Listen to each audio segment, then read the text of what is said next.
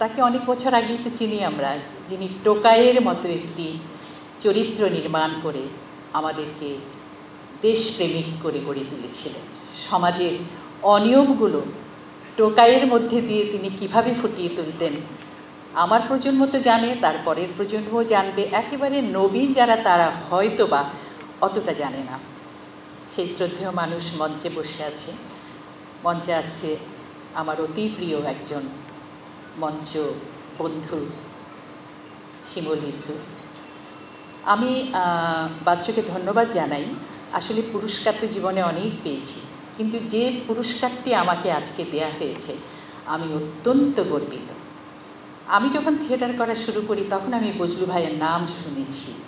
আমার যারা 60-এর দশক থেকে থিয়েটার করছি, ডক্টর ইনামুল হকের কাছে শুনেছি, নাগরিক নাট্য সম্প্রদায়ের সবার কাছে শুনেছি। এই গুণী জনের নাম লেখা থাকবে একটি পদকে, এবং আরেকজন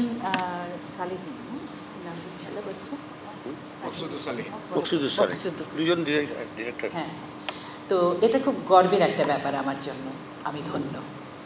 আমি আসলে ঢাকা থিয়েটারের খুব ভক্ত, কারণ তারা সেই স্বাধীনতা উত্তরকাল থেকে যে প্রযোজনাগুলো, সেলিম আল দীনের যে শক্তিশালী প্রযোজনাগুলো বাংলা ভাষাকে আমাদের মানুষের মাঝে ছড়িয়ে দেবার জন্য, পরিচিত করার জন্য যে নাটকগুলো রচনা করেছেন সেলিম আল দীন, সেগুলো মঞ্চে আনার জন্যে আমি ঢাকা থিয়েটার এবং নাসিরউদ্দিন ইউসুফকে ধন্যবাদ জানাবো তার সাহসী পদক্ষেপের জন্য।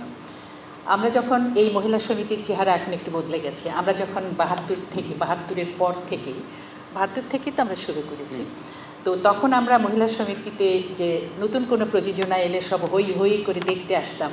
তখন ঢাকা থিয়েটারের যে বড় বড় প্রযোজনাগুলো হতো, তখনও ঢাকা থিয়েটার দেখিয়েছে কীভাবে মহিলা সমিতিতে এক্সটেনশন করতে হয়, বাড়তি স্টেপ লাগিয়ে মঞ্চ বড় করতে হয়, সেই প্রযোজনাগুলো আমরা দেখতাম তখন। সেখানে আমরা দেখতাম ফরিদিকে, আফজালকে, আসাদকে, শিমুল তো ছিলই, আরও যারা এখন করছে আমাদের সেলিম বা আরও অনেককে, মানে পীযূষও করতে তখন, পীযূষ।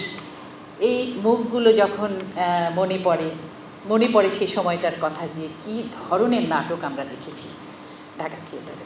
এখনও করে চলেছে তারা কাজ, বড় মানে যত্নে থিয়েটারকে লালন করে যাচ্ছে।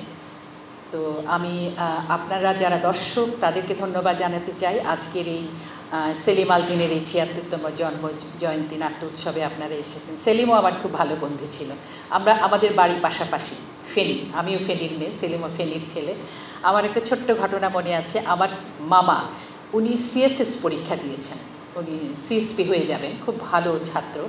তো মাঝখানে একটা গ্যাপ ছিল, সেই গ্যাপে উনি একটা স্কুলের প্রধান শিক্ষকের চাকরি নিলেন। সবাই খুব চিন্তিত হয়ে পড়লো, আদৌ সে সিএসপি হবে কি না, যাবে কি না ওই সার্ভিসে, নাকি শিক্ষকতাই করবেন সেই গ্রামের একটা স্কুলে। কারণ উনি এত মুগ্ধ ছেলে মেয়েদের পড়াতে, গ্রামের ছেলেরা কৃষক, বা পায়ে কাদা নিয়ে বাচ্চারা স্কুলে ক্লাসে আসছেন, এরকম গল্প আমরা শুনেছি। তো আমার বাবাও ছিলেন সরকারি কর্মকর্তা, আমরা বছরে একবার গ্রামে যেতাম। তো একবার আমি আর আমার ছোটো বোন আমরা বায়না ধরলাম যে মামার সাথে আমরা ওখানে যাব। মামা বললো চলো, মা তো কিছুতেই দেবে না, কিন্তু শেষ পর্যন্ত রাজি হলো। আমরা গেলাম, গিয়ে আমরা যে বাড়িতে উঠলাম সেটা সেলিম আল দীনদের বাড়ি, এবং স্কুলের কাছেই। তো সেলিম আল দীনের বোনরা ছিল, কি আদর যত্ন পেয়েছে। সেলিম আমার প্রায় সমবয়সী, বোধ আমার থেকে খুব সম্ভব 3 বছরের সিনিয়র হবে। তো সেই সময়ের কথা সেলিমের সাথে অনেক দিন আলোচনা হয়েছে, খুব ভালো লাগতো সেই স্মৃতি রোমন্থন করতে। তো সেলিমকেও আজকে মনে পড়ছে, সেই গুণী মানুষটি অনেক আগে চলে গেছে, এত আগে চলে যাওয়াটা ঠিক হয়নি।